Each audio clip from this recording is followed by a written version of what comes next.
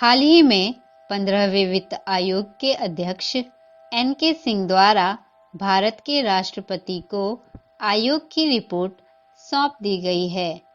केंद्र सरकार द्वारा यह रिपोर्ट संसद में प्रस्तुत किया जाएगा। इसके पश्चात यह रिपोर्ट सार्वजनिक रूप से उपलब्ध होगी। टर्म्स ऑफ रेफरेंस यानी विचारणीय विषयों की शर्तों के अनुसार आयोग को 2021-22 से 2025-26 तक अर्थात 5 साल की अवधि के लिए 30 अक्टूबर 2020 तक अपनी सिफारिशें प्रस्तुत करना अनिवार्य था। पिछले वर्ष आयोग द्वारा वर्ष 2020-21 के लिए सिफारिशों सहित पहली रिपोर्ट प्रस्तुत की गई थी, जिसे केंद्र सरकार ने स्वीकार कर लिया था और यह रिपोर्ट 30 जनवरी 2020 को संसद के पटल पर रखी गई थी। तो आज के इस पॉडकास्ट में हम बात करेंगे वित्त आयोग यानी फाइनेंस कमीशन की। हम जानेंगे इसके कार्य क्या हैं और वित्त आयोग की आवश्यकता क्यों है। आप देख रहे हैं ABT podcast by ABT Gurukul और मेरा नाम है आरती ठाकुर। संविधान के अनुच्छेद 280 के अंतर्गत यह प्रावधान किया गया है कि संविधान के प्रारंभ के 2 वर्ष के भीतर और उसके बाद प्रत्येक 5 वर्ष के समाप्ति पर या उससे पहले जिसे राष्ट्रपति द्वारा आवश्यक समझा जाए एक वित्त आयोग का गठन किया जाएगा। इस व्यवस्था को देखते हुए पिछले वित्त आयोग के गठन के तारीख के 5 वर्षों के भीतर अगले वित्त आयोग का गठन हो जाता है, जो एक अर्ध न्यायिक और सलाहकारी निकाय है। भारत की संघीय प्रणाली केंद्र और राज्यों के बीच शक्ति तथा कार्यों के विभाजन की अनुमति देता है और इसी आधार पर कराधान की शक्तियों को भी केंद्र और राज्य के बीच विभाजित किया जाता है। राज्य विधायिकाओं को अधिकार है कि वे स्थानीय निकायों को अपनी कराधान शक्तियों में से कुछ अधिकार दे सकती हैं। केंद्र कर राजस्व का अधिकांश हिस्सा एकत्र करता है और कुछ निश्चित करों के संग्रह के माध्यम से बड़े पैमाने पर अर्थव्यवस्था में योगदान देता है।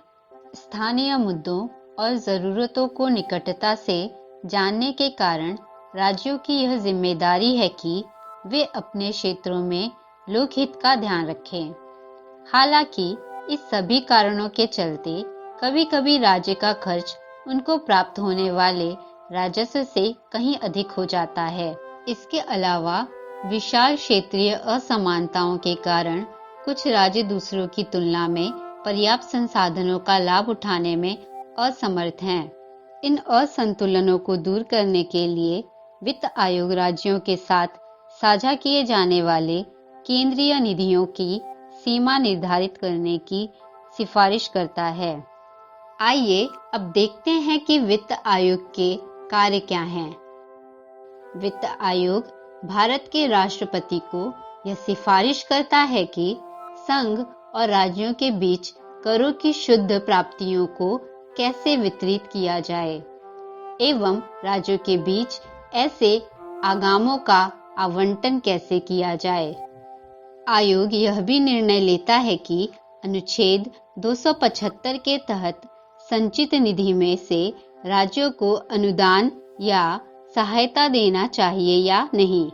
वित्त आयोग राज्य वित्त आयोग द्वारा की गई सिफारिशों के आधार पर पंचायतों एवं महानगरपालिकाओं के संसाधनों की आपूर्ति हेतु राज्य की संचित निधि में संवर्धन के लिए आवश्यक कदमों की सिफारिश करता है।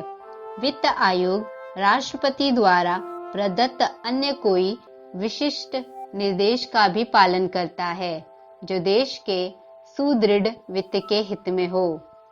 वित्त आयोग के कार्य के बाद आइए अब देखते हैं वित्त आयोग की शक्तियां। आयोग अपनी रिपोर्ट राष्ट्रपति को सौंपता है, जिसे राष्ट्रपति संसद के दोनों सदनों के समक्ष रखवाता है। प्रस्तुत सिफारिशों के साथ स्पष्टीकारक ज्ञापन भी रखना होता है, ताकि प्रत्येक सिफारिश के संबंध में हुई कार्यवाही की जानकारी हो सके। वित्त आयोग द्वारा की गई सिफारिशें सलाहकारी प्रवृत्ति की होती है। उन्हें मानना या न मानना सरकार पर निर्भर करता है। अंत में आपको बताते चले कि वित्त आयोग केंद्र और राज्य के मध्य वित्तीय संतुलन बनाए रखने का महत्वपूर्ण कार्य करता है और इसलिए इसे संघीय व्यवस्था का अभिन्न अंग माना जाता है। परंतु कुछ लोग मानते हैं कि वित्त आयोग सदैव ही अपने विचारणीय विषयों की चुनौतियों के बोझ से दबा रहा है। आज के इस पॉडकास्ट में इतना ही। आप देख रहे हैं एबीटी गुरुकुल। हमें लाइक, शेयर और सब्सक्राइब करना ना भूलें। आपका बहुत बहुत धन्यवाद।